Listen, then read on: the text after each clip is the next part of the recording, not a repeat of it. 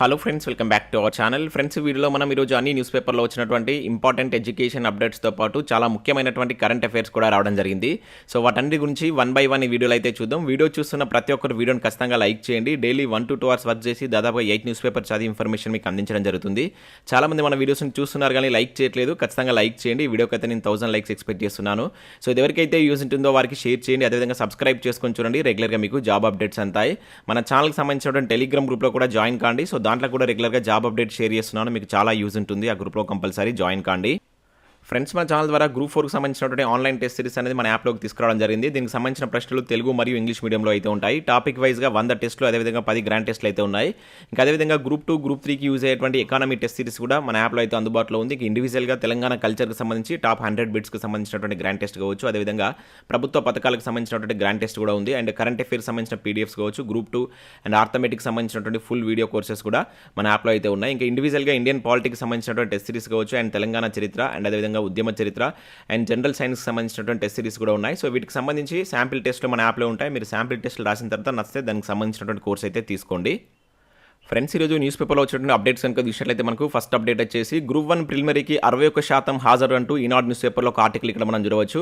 రద్దయిన పరీక్షతో పోలిస్తే 53,000 మంది అభ్యర్థులు దూరం, కొంత సులువుగానే ప్రశ్నలు, సిద్దిపేటలో అభ్యర్థి అరెస్ట్ అని చెప్పేసి ఇక్కడ ఒక అప్డేట్ మనం చూడవచ్చు. సో ఇక్కడ ఉన్నటువంటి ఇన్ఫర్మేషన్ కనుక చూసినట్లయితే రాష్ట్ర వ్యాప్తంగా గ్రూప్ 1 ప్రిలిమినరీ పరీక్ష ఆదివారం ప్రశాంతంగా ముగిసింది.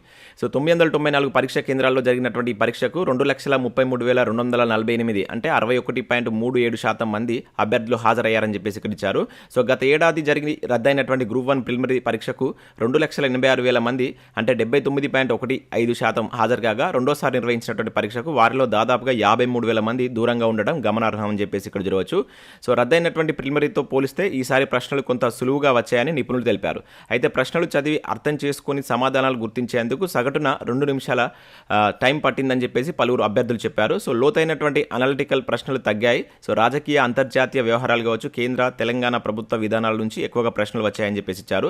సో రాష్ట్ర పథకాలపై లోతైనటువంటి ప్రశ్నలు అడిగారు. అదేవిధంగా తెలంగాణ సంస్కృతి నుంచి పెద్దగా ప్రశ్నలు లేవు అని చెప్పేసి ఇక్కడ ఇచ్చారు. సో 19వ శతాబ్దం ప్రారంభంలో హైదరాబాద్లో జొరాస్ట్రియన్ ఇరానీ వలసదారులు ఏ వంటకాన్ని పరిచయం చేశారు, సో భారతదేశ మిసైల్ మ్యాన్ ఎవరు తదితర ప్రశ్నలు వచ్చినట్లు ఇక్కడ మనకైతే చూడవచ్చు. సో దాంతోపాటు ఇక్కడ మనకు ఏ టాపిక్ నుంచి ఎన్ని ప్రశ్నలు వచ్చాయని చెప్పేసి కూడా ఇక్కడ ఇచ్చారు. సో ఇక్కడ చూసినట్లయితే కరెంట్ అఫైర్స్ నుంచి 14 ప్రశ్నలు రావడం జరిగింది. అదేవిధంగా అంతర్జాతీయ విషయాల నుంచి 11 అండ్ జనరల్ సైన్స్ నుంచి 17 అండ్ పర్యావరణ సమస్యల నుంచి 7, జాతీయ ఆర్థిక సామాజిక అభివృద్ధి నుంచి 12 ప్రశ్నలు, ప్రపంచ భారతదేశ తెలంగాణ జియోగ్రఫీ నుంచి టోటల్గా 14 క్వశ్చన్స్ రావడం జరిగింది. సో భారతదేశ చరిత్ర సాంస్కృతిక సంబంధించి 13 అండ్ భారత రాజ్యాంగం పాలిటిక్స్ సంబంధించి 10 ప్రశ్నలు, దేశంలో పబ్లిక్ పాలసీ పరిపాలనకు సంబంధించి 8, తెలంగాణ ప్రభుత్వ విధానాల నుంచి 8 క్వశ్చన్స్, తెలంగాణ సంస్కృతి కళలు సాహిత్యం నుంచి 8, అదేవిధంగా హక్కులు సామాజిక విషయాల నుంచి 8 అండ్ రీజనింగ్ నుంచి 20 క్వశ్చన్స్ వచ్చినట్లు ఇక్కడ మనం చూడవచ్చు. సో అదేవిధంగా ఇక్కడ చూసినట్లయితే ఓఎంఆర్ షీట్ను పరీక్ష గదిలో వదిలేసి అంటే ఇక్కడ ఒక అప్డేట్ కూడా చూడవచ్చు. సో సిద్దిపేటలో ప్రభుత్వ బాలికల ఉన్నత పాఠశాలలో పరీక్ష రాయడానికి వచ్చినటువంటి బి ప్రశాంత్ అనేటువంటి అభ్యర్థి ఓఎంఆర్ షీట్ను హాల్ టికెట్ నెంబర్ తప్పుగా నమోదు చేశారు. సో పొరపాటును గమనించి పరీక్ష రాసిన మార్కులు రావనేటువంటి భావనతో ప్రశ్నపత్రం ఇవ్వకముందే ఓఎంఆర్ షీట్ను వదిలేసి బయటకు వచ్చారు. సో మధ్యాహ్నం 1 గంట వరకు కేంద్రంలోనే ఉండాలనేటువంటి నిబంధనలను విస్మరించారు. సో గమనించినటువంటి పోలీసు సిబ్బంది అతన్ని అరెస్ట్ చేసి మాల్ ప్రాక్టీస్ యాక్ట్ కింద కేసు నమోదు చేసినట్లు ఇక్కడ ఒక అప్డేట్ మనం ఈనాడు న్యూస్ పేపర్లో గ్రూప్ 1కి సంబంధించి చూడవచ్చు. ఇక మిగతా న్యూస్ పేపర్లో కూడా దీనికి సంబంధించిన అప్డేట్స్ అయితే రావడం జరిగింది. ఇక్కడ మనం వెలుగు న్యూస్ పేపర్లో చూసినట్లయితే గ్రూప్ 1 ప్రిలిమ్స్ టఫ్ అని చెప్పేసి ఇచ్చారు. సో క్వశ్చన్ పేపర్ కఠినంగా ఉందన్నటువంటి అభ్యర్థులు సో భారీగా తగ్గినటువంటి అటెండెన్స్ పర్సెంటేజ్ పోయినసారి 2,80,000 మంది, సో ఇప్పుడు 2,33,000 మంది హాజరంటిచ్చారు. సో సెంటర్లలో కనిపించని బయోమెట్రిక్ అటెండెన్స్, సో తనిఖీల్లో సిబ్బంది ఓవర్ యాక్షన్పై అభ్యర్థులు మండిపాటు అని చెప్పేసి సో మనకి ఇక్కడ వెలుగు న్యూస్ పేపర్లో గ్రూప్ 1 సంబంధించి అయితే చూడవచ్చు. ఇక నెక్స్ట్ ఆంధ్రజ్యోతిలో కనుక చూసినట్లయితే సులువే కాని అని చెప్పేసి ఇచ్చారు. సో తెలంగాణ అంశాలకు ప్రాధాన్యం లేదు. సో కరెంట్ అఫైర్స్లో ప్రశ్నలు పాత డేటా పైనే, సబ్జెక్టుల వారీగా లోపించినటువంటి సమతుల్యత. సో గ్రూప్ 1 ప్రిలిమ్స్ ప్రశ్నపత్రంపై అభ్యర్థులు గత ప్రశ్నపత్రంతో పోల్చి చూస్తున్నటువంటి వైనం, సాఫీగా ముగిసినటువంటి పరీక్ష 61% హాజరు, ఈసారి కట్ ఆఫ్ 75 నుంచి 85 మధ్యలో అంటే ఇక్కడ మనకు ఆంధ్రజ్యోతిలో ఇవ్వడం జరిగింది. సేమ్ అప్డేట్ ఇక్కడ మనం సాక్షి న్యూస్ పేపర్లో కనుక చూసినట్లయితే గ్రూప్ 1 ప్రిలిమ్స్కు 1,50,000 మంది డుమ్మా అని చెప్పేసి ఇక్కడ ఇవ్వడం జరిగింది. సో ఇక్కడ చూసినట్లయితే పరీక్షకు భారీ స్థాయిలో గైర్హాజరు అయినటువంటి అభ్యర్థులు 3,80,000 మంది దరఖాస్తుల్లో రాసింది 2,33,000 మంది అని చెప్పేసి ఇచ్చారు. ప్రశ్నపత్రం కఠినంగా సుదీర్ఘంగా ఉందన్నటువంటి అభ్యర్థులు నిపుణులు. కరెంట్ అఫైర్స్ ఎకానమీ నుంచి లోతైనటువంటి ప్రశ్నలు. ఈసారి కట్ ఆఫ్ 70 నుంచి 75 మార్కులు అని చెప్పేసి ఉండవచ్చు అని చెప్పేసి ఇక్కడ సాక్షి న్యూస్ పేపర్లో తీయడం జరిగింది. సో మనకి ఇంతకుముందు అక్కడ చూసినట్టయితే 75 నుంచి 80 ఇచ్చారు. ఇక్కడ 70 నుంచి 75 మార్కులు ఉండవచ్చు అని చెప్పేసి ఇచ్చారు. ఓవరాల్గా 70+ ఉన్నటువంటి అభ్యర్థులు సో సేఫ్ జోన్లో ఉన్నట్లయితే మనం పరిగణించవచ్చు ఇక్కడ వీళ్ళు ఇచ్చినటువంటి ఇన్ఫర్మేషన్ ప్రకారం. సో నెక్స్ట్ చూసినట్లయితే మనకి ఇది పోలీసు ఉద్యోగాలకు సంబంధించి ఒక అప్డేట్ అయితే రావడం జరిగింది. సో అభ్యర్థి లేకున్నా సరే అని చెప్పేసి ఇక్కడ ఇచ్చారు. సో ధృవీకరణ పత్రాల పరిశీలనలో టీఎస్ఎల్పీఆర్బీ వెసులుబాటు అని చెప్పేసి ఇచ్చారు. సో రక్త సంబంధికులతో పరిశీలించేటువంటి అవకాశం. సో ఇక్కడ ఇన్ఫర్మేషన్ చూసినట్లయితే ఎస్ఐ కానిస్టేబుల్ స్థాయి ఎంపిక ప్రక్రియలో భాగంగా అభ్యర్థుల యొక్క ధృవీకరణ పత్రాల పరిశీలనలో తెలంగాణ రాష్ట్ర స్థాయి పోలీస్ నియామక మండలి వెసులుబాటును అయితే కల్పించింది. అత్యవసర పరిస్థితుల్లో అభ్యర్థి రాకున్నా సరే ధృవీకరణ పత్రాలను పరిశీలించాలని నిర్ణయించింది. అయితే ఆ అత్యవసర పరిస్థితిని తెలిపేటువంటి ఆధారాలను మాత్రం తప్పనిసరిగా చూపించవలసి అయితే ఉంటుందంట. సో ఆ పరిస్థితిని వివరిస్తూ అభ్యర్థి స్వయంగా దరఖాస్తు రాసి సో రక్త సంబంధికులతోటి పంపిస్తే సరిపోతుందని చెప్పేసి ఇచ్చారు. సో అది సరి అయినది అని మండలి వర్గాలు భావిస్తే ఆ ధృవీకరణ పత్రాలు పరిశీలించనుందని చెప్పేసి ఇక్కడ ఇచ్చారు. సో మనకు ఈ నెల 14 నుంచి 26 తారీఖు వరకు 18 కేంద్రాల్లో మనకు ఈ పోలీస్ ఉద్యోగాలకు సంబంధించిన సర్టిఫికేట్ వెరిఫికేషన్ అయితే ఉంది. సో దానికి సంబంధించి ఇక్కడ ఒక అప్డేట్ అయితే మనం చూడవచ్చు. ఇక నెక్స్ట్ విషయంలో అయితే రేపు మెగా జాబ్ మేళా అని చెప్పేసి ఒక అప్డేట్ అయితే రావడం జరిగింది. ఇక్కడ సిద్దిపేట జిల్లాలో రేపైతే మెగా జాబ్ మేళా కండక్ట్ చేస్తున్నారు. ఈ నెల 13వ తేదీన కండక్ట్ చేయబోతున్నారు. సో ఎవరైనా ఈ జిల్లాకు సంబంధించిన అభ్యర్థులు ఉంటే సో దీనికైతే హాజరు కాండి. సో దీనిలో మీకు దాదాపుగా 15 కంపెనీలు అంటే ప్రైవేట్ కంపెనీలు అయితే పార్టిసిపేట్ చేయబోతున్నాయి. బీటెక్, ఎంబీఏ కావచ్చు, ఎంసీఏ, బీఎస్సీ కంప్యూటర్ కోర్సులు చేసినటువంటి యువకులకు ఇది ఒక మంచి అవకాశంగా అయితే చెప్పవచ్చు. సో ఇంట్రెస్టెడ్ క్యాండిడేట్స్ ఎవరు ఉన్నట్లయితే సో దీనికి హాజరయ్యేటువంటి ప్రయత్నం అయితే చేయండి. ఇక నెక్స్ట్ ఇక్కడ చూసినట్టు మనకు ఆంధ్రజ్యోతి దిక్సూచిలో ఇండియన్ జాగ్రఫీకి సంబంధించినట్టు ఒక ఆర్టికల్ అయితే రావడం జరిగింది. ఇంకా దాంతోపాటు ఇక్కడ పుల్ల గణన నివేదిక 2018కి సంబంధించినటువంటి ఒక ఆర్టికల్ ఇచ్చారు. అదేవిధంగా అంతర్జాతీయ సంబంధాలు, ఘటనలు, జనరల్ స్టడీస్లో అంతర్భాగాలంటూ మనకు గురుకుల టీచర్స్ ప్రత్యేకం అని చెప్పేసి ఇది కూడా దీనిలో ఇవ్వడం జరిగింది. ఒకసారి దీన్ని డౌన్లోడ్ చేసుకుని చదివేటువంటి ప్రయత్నం చేయండి. చాలా మంచి ఆర్టికల్స్ అయితే ఇచ్చారు. ఇక నెక్స్ట్ మనకు ఈనాడు ప్రతిభ కనుక చూసినట్లయితే విపత్తు నిర్వహణకు సంబంధించిన దానిపైన ఒక ఆర్టికల్ అయితే రావడం జరిగింది. దాంతోపాటు ఇక్కడ మనకు కరెంట్ అఫైర్స్కి సంబంధించినట్టు ఒక బిట్ బ్యాంక్ కూడా ఇచ్చారు. సో దీన్ని కూడా డౌన్లోడ్ చేసుకుని చూసేటువంటి ప్రయత్నం అయితే చేయండి. సో ఇవి మనకు వివిధ న్యూస్ పేపర్లో వచ్చినటువంటి education updates. Next current affairs చూద్దాం. చాలా ఇంపార్టెంట్ కరెంట్ అఫైర్స్ అయితే ఉన్నాయి. స్కిప్ చేయకుండా చూడండి. చూసే ప్రతి ఒక్కరు ఖచ్చితంగా లైక్ చేయండి. సో ఒకటే వీడియోలో మీకు ఎడ్యుకేషన్ అప్డేట్స్ అదేవిధంగా కరెంట్ అఫైర్స్ అయితే కలిపి అందించడం జరుగుతుంది. ఖచ్చితంగా లైక్ చేసి మీ మిత్రులకైతే షేర్ చేయండి. సో ఇక్కడ ఫస్ట్ కరెంట్ అఫైర్ కనుక చూసినట్లయితే కంగారులదే గద అంటే ఇక్కడ చూడవచ్చు. డబ్ల్యూటీసీ ఫైనల్లో భారత్ ఓటేమని చెప్పేసి ఇక్కడ ఇచ్చారు. సో మనకి ఇండియా వర్సెస్ ఆస్ట్రేలియా జరిగినటువంటి WTF ఫైనల్లో సో నిన్న భారత్ అయితే ఓడిపోవడం జరిగింది. సో దీని యొక్క టైటిల్ మనకు ఆస్ట్రేలియా గెలుచుకుంది. సో ఇక్కడ ఎవరు గెలుచుకున్నారని ఇంపార్టెంట్. అదేవిధంగా రన్నర్ అప్ ఇండియా అని చెప్పేసి గుర్తుంచుకుంటే నేరుగా క్వశ్చన్ అడగడానికి ఛాన్స్ ఉంటుంది. ప్రపంచ టెస్ట్ ఛాంపియన్షిప్ ట్రోఫీ అని చెప్పేసి అంటాం. దీన్నే WTC అని చెప్పేసి కూడా పిలుస్తారు. సో ఇది మనకు 2023 సంవత్సరానికి గాను ఆస్ట్రేలియా అయితే గెలుచుకోవడం జరిగింది. సో అది గుర్తుంచుకోండి.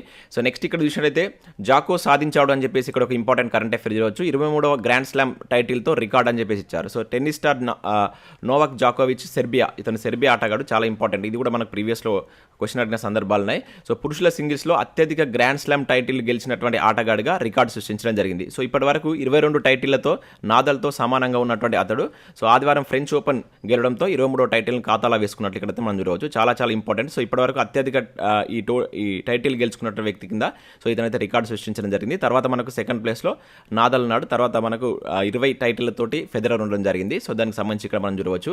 సో చరిత్ర సృష్టించినటువంటి జాకోవిచ్ అని చెప్పేసి ఇచ్చారు. 23వ టైటిల్తో రికార్డు ఫ్రెంచ్ ఓపెన్ ఫైనల్లో రూడ్ పై విజయం అని చెప్పి చూడవచ్చు. సో ఇక్కడ ఎవరిపైన గెలిచారని చెప్పేసి కూడా అడగడానికి ఛాన్స్ ఉంటుంది. రూడ్ అని చెప్పేసి గుర్తుంచుకోండి. ముఖ్యంగా ఎన్ని టైటిల్ గెలుచుకున్నాడు, 23 టైటిల్ గెలుచుకొని సో ఇప్పటి వరకు అన్ని టైటిల్ గెలుచుకున్నటువంటి ఎవరైతే టెన్నిస్ ప్లేయర్ అయితే ఎవరు లేరు. సో ఇతనే ఫస్ట్ కనుక సో అది గుర్తుంచుకోండి. ఇక నెక్స్ట్ మనకి ఇదే ఫ్రెంచ్ ఓపెన్ టెన్నిస్ మనకు నిన్న జరిగినటువంటి దానిలో మనకి ఏదైతే ఉమెన్స్ ఫైనల్స్లో సో ఇక్కడ ఇగా స్వైటెక్ అయితే 3వ ఫ్రెంచ్ టైటిల్ అయితే గెలుచుకోవడం జరిగింది. ఇది కూడా చాలా ఇంపార్టెంట్. సో ఇక్కడ మనం చూసినట్లయితే ప్రపంచ నెంబర్ 1 స్వైటెక్ అదరగొట్టింది. సో జోరు కొనసాగిస్తూ ఈ డిపెండింగ్ ఛాంపియన్ ఫ్రెంచ్ ఓపెన్ మరోసారి ముద్దాడిందని చెప్పేసి ఇక్కడ ఇచ్చారు. అంటే దీంతో ఈమె ఫ్రెంచ్ ఓపెన్ టెన్నిస్ని గెలుచుకోవడం 3వసారి అనమాట.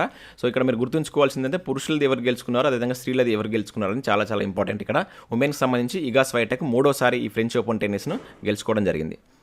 సో నెక్స్ట్ కరెంట్ అఫైర్ కనుక చూసినట్లయితే ఆసియా కప్ భారత్ సొంతం అని చెప్పేసి ఇక్కడ ఒక ఇంపార్టెంట్ కరెంట్ అఫైర్ చూడవచ్చు. సో మహిళల జూనియర్ ఆసియా కప్ టైటిల్ను భారత్ అయితే చేజెక్కించుకుంది. సో ఆదివారం ఫైనల్లో ప్రీతి బృందం 2-1 గోల్స్ తేడాతో 4 సార్లు ఛాంపియన్ అయినటువంటి దక్షిణ కొరియాను ఓడించి టైటిల్ని అయితే గెలవడం జరిగింది.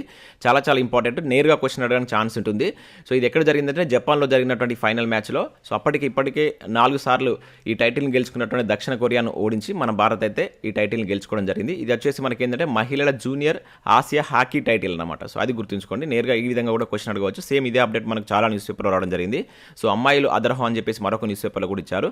సో ఇక్కడ junior hockey Asia champion Bharat అని చెప్పేసి చూడవచ్చు. 4 సార్ల విజేత కొరియాకు షాక్ అని చెప్పేసి ఇక్కడ ఒక అప్డేట్ అయితే మనం చూడవచ్చు. సో నెక్స్ట్ కరెంట్ అఫైర్ కనుక చూసినట్లయితే అమరుల త్యాగాలకు అద్భుత ప్రతిబింబం అని చెప్పేసి ఇక్కడ ఒక అప్డేట్ జరగవచ్చు. 22న ఆవిష్కరణకు సిద్ధమైనటువంటి స్మారకం. తొలి మలిదశ తెలంగాణ అమరుల జ్ఞాపకాలు ఇక్కడ పదిలమంటిచ్చారు. ఒక్కో ఫ్లోర్లో ఒక్కో ప్రత్యేకత పైన స్మారక జ్యోతి అని చెప్పేసి ఇక్కడ జరగవచ్చు. సో మనకు హుస్సేన్ సాగర్ తీరాన లుంబిని పార్క్ను ఆనుకొని సుమారు 3.2 ఎకరాల స్థలంలో చేపట్టినటువంటి తెలంగాణ అమరవీరుల స్మారకం ప్రపంచంలోనే ఒక అపురూపమైనటువంటి కళాఖండంగా నిలిచిందని చెప్పేసి ఇచ్చారు. సో ఇలాంటి అతుకులు లేని స్టెయిన్లెస్ స్టీల్తో దీని నిర్మాణం చేపట్టారని చెప్పేసి ఇక్కడ జరిగింది. సో దీనికి సంబంధించి మనకు ఈ నెల 22న ఆవిష్కరించబోతున్నట్లు ఇక్కడ ఒక అప్డేట్ అయితే రావడం జరిగింది. సో ఎక్కడ అని చెప్పేసి అడగవచ్చు. సో హుస్సేన్ సాగర్ తీరాన లుంబిని పార్క్ దగ్గరగా సో దీన్ని అయితే ఆవిష్కరించబోతున్నారు. సో ఈ నెల 22వ తారీఖు అని చెప్పేసి గుర్తుంచుకోండి. ఇక నెక్స్ట్ విషయంలో బిపర్జాయ్ తుఫాన్ తీవ్ర రూపం అని చెప్పేసి ఇక్కడ ఒక ఇంపార్టెంట్ కరెంట్ అఫైర్ జరగవచ్చు. సో 15న గుజరాత్ తీరం తాకేటువంటి ఛాన్స్ రాబోయేటువంటి 5 రోజుల్లో సౌరాష్ట్ర కచ్లో భారీ వర్షాలని చెప్పేసి ఇచ్చారు. ఇక్కడ తుఫాన్ నేమ్ గుర్తుంచుకోండి. దానివల్ల ఎఫెక్ట్ అయినటువంటి ప్రాంతం ఏదని చెప్పేసి అడగడానికి ఛాన్స్ ఉంటుంది. సో అరేబియా సముద్రంలో పుట్టినటువంటి బిహర్జాయ్ తుఫాన్ తీవ్ర రూపం దాల్చింది. సో భారత వాతావరణ శాఖ ఆదివారం ఉదయం ప్రకటించింది. సో 15వ తేదీ నాటికి గుజరాత్లో ఉన్నటువంటి కచ్ జిల్లా కావచ్చు, పాకిస్తాన్లోని కరాచీ మధ్య తీరాన్ని తాకేటువంటి అవకాశం ఉందని వెల్లడించింది. సో గుజరాత్ సమీపంలో కేంద్రీకృతమైనటువంటి బిపర్జాయ్ రానున్నటువంటి 24 గంటల్లో తీవ్ర రూపం దాల్చనున్నట్లు తెలిపినట్లు ఇక్కడ ఒక అప్డేట్ జరగవచ్చు. సో దీనివల్ల మనకు ముఖ్యంగా గుజరాత్ రాష్ట్రం అనేది కొంత ఎఫెక్ట్ అయ్యేటువంటి ఛాన్స్ అయితే ఉంది. సో అది గుర్తుంచుకోండి. ఇది ఏ సముద్రంలో వచ్చిందని చెప్పేసి అడగడానికి ఛాన్స్ ఉంటుంది. అరేబియా సముద్రం అని చెప్పేసి గుర్తుంచుకోండి. బిపర్జాయ్ తుఫాన్ ఏ సముద్రంలో వచ్చిందని చెప్పేసి కూడా అడుగుతాడు. సో అది కూడా మనం గుర్తుంచుకోవాల్సి అయితే ఉంటుంది ఇక్కడ. సో ఇవి మనకు వివిధ న్యూస్ పేపర్లో వచ్చినటువంటి ముఖ్యమైనటువంటి ఎడ్యుకేషన్ అప్డేట్స్, అదేవిధంగా కరెంట్ అఫైర్స్. సో వీడియో నచ్చినట్లయితే లైక్ చేసి మీ మిత్రులకు షేర్ చేయండి. సో గ్రూప్ 1 నిన్న జరిగినటువంటి గ్రూప్ 1 ప్రిలిమ్స్కి సంబంధించి కీ చేయమని చెప్పేసి చాలా మంది అభ్యర్థి అడగడం జరిగింది. కాకపోతే నాకు పర్సనల్ వర్క్స్ వల్ల కీ అయితే చేయలేకపోయాను. అర్థం చేసుకుంటారు అనుకుంటున్నాను. సో ఇది ఫ్రెండ్స్. సో వీడియో నచ్చినట్లయితే లైక్ చేసి మీ మిత్రులకైతే షేర్ చేయండి. Thanks for watching. Thank you everyone.